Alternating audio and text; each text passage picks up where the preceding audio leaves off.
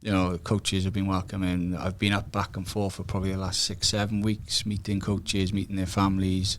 One of the coaches invited us round for a barbecue at their house, so that was nice for my wife to meet his wife, and I know my wife's been out for food with a few of the coaches' wives since they've been up. So yeah, just all that, it just settles everything, doesn't it? It definitely does, man. I think a lot of clubs do now tend to make sure that the partners or the kids or the social aspects are in place as well for people, because if we can make that, like if people are moving from out wide in, well, we don't want to just make sure the coaching staff or the players good. We want to make sure that the family are good, because if the family are good, high chances that player's rocking up on Monday to training in a better spirit, or on Saturday he's in a better mindset, right? Yeah, spot on. That's something I've probably learned over time, being a head coach previously as well, is like everyone's got a story behind them.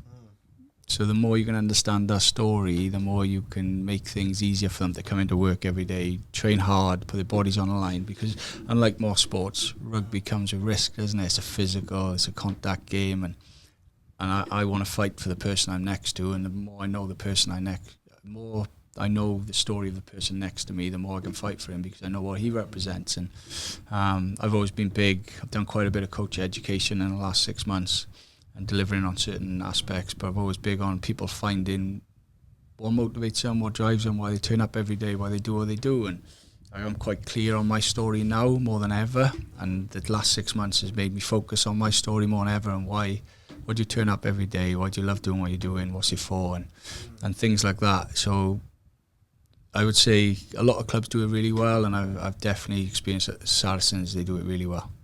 Understanding, because I love that, because it's understanding the why behind they doing it, because whenever motivation's low or times are tough, you're looking at the reasoning behind it, the not just a surface, like under the water. What's the real thing that's burning us to keep going? I think, you see that, you hear a lot about that with great players, regardless if it's a win or a loss, what they're doing in their own time is repetitive, and it's keeping them on the plan. Yeah. Do you see that as well? Yeah, I do, and they, like, as much as we as coaches, as organisations probably think we spend 6 hours a day with them, probably 4 days a week. The rest of the time they're at home, they're on their own. So if you're a single person and you've moved to France to play rugby, it's pretty tough if you don't speak the language. So how does a top-end club in France help that player settle? Because he's in the building, he's out the building by 4:30. What's he doing in the evening?